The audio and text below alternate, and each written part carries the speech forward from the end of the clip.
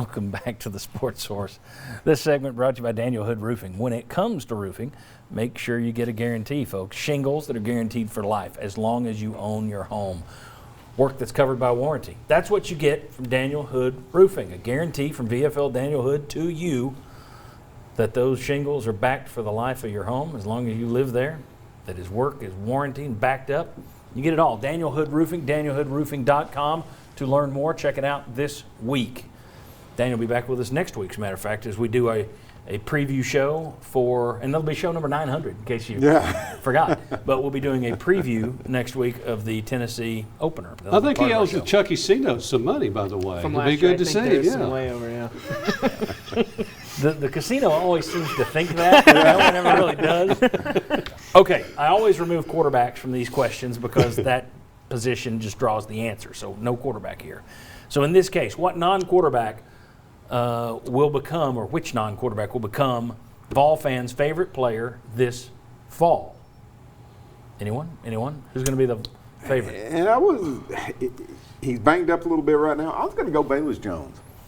I think he'll have a lot of catches. I don't know if it'll be for a lot of yards, but I think he'll have a lot of catches. He'll return some kicks, which will be exciting, and some people will get to see him.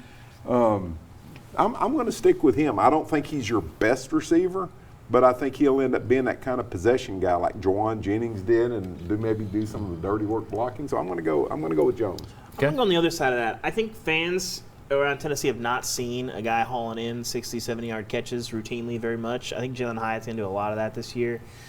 I just think that concept is so foreign in this program, especially after the last 3 years of half a yard in a cloud of dust, basically. Since Dobbs left. Yeah, pretty much. And even that, they weren't Yeah. hitting a ton of huge plays over the top. So I think Jalen Hyatt is going to ingratiate himself to fans by catching bombs. That was the answer I was going to go with. I thought I didn't say anything. It was on my list too. I thought I was going to be alone there.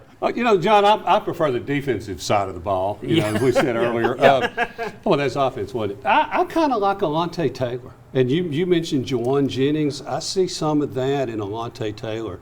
And I like the way he represented himself at the SEC meetings. And don't forget, when you had all these other defections, 36 in the portal, he said there was never a doubt in my mind, I'm coming back to Tennessee.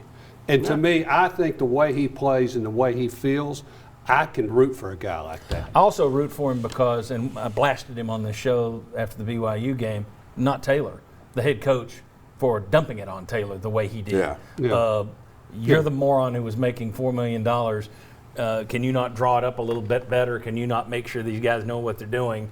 I think Taylor took a beating when he shouldn't have by his head coach. Coach is supposed to step up there in front and take the arrows, not say, there he is, shoot him. So, for that reason, I would love for him to be a fan favorite this year after dealing with that last clown. Odd timing for that, too, because he rarely called out players by name, and that was like the one time that you'd really want to protect a guy, and That's when you pull the bus up and throw the guy underneath it. That was interesting. I knew what he was going to be when he stepped out at halftime of the Alabama game and told the SEC Network, well, we're just recruiting 25 new guys.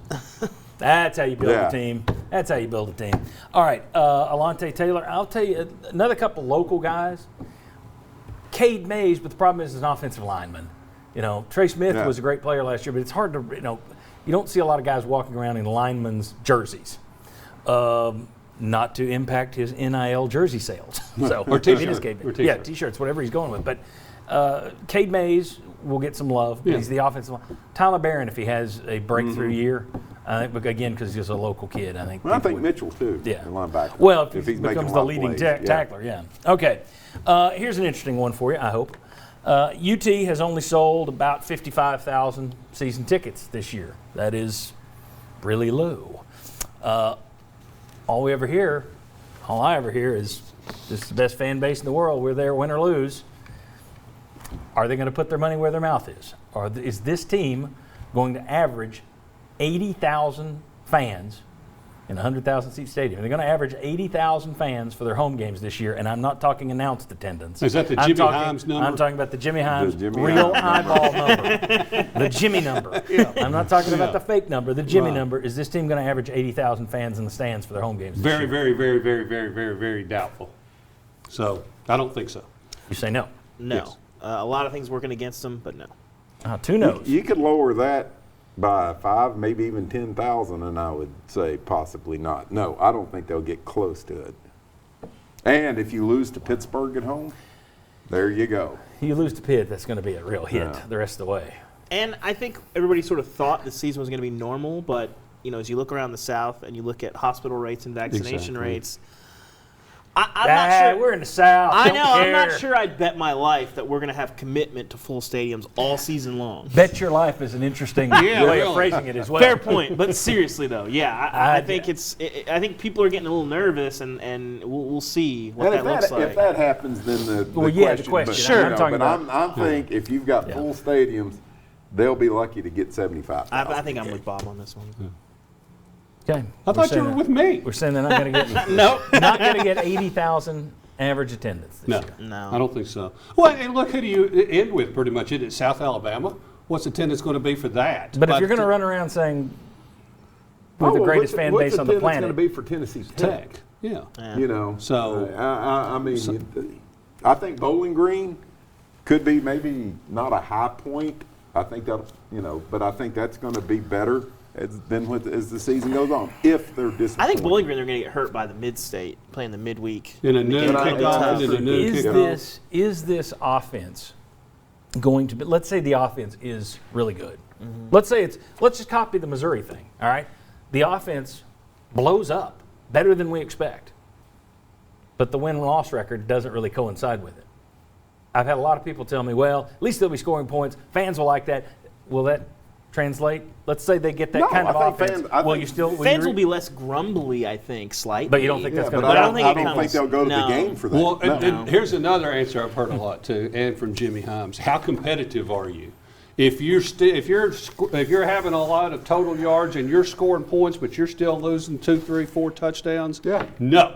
But if you're in a lot of these games and you're making them close, and midway through the fourth quarter it's close, yes. You make a rest.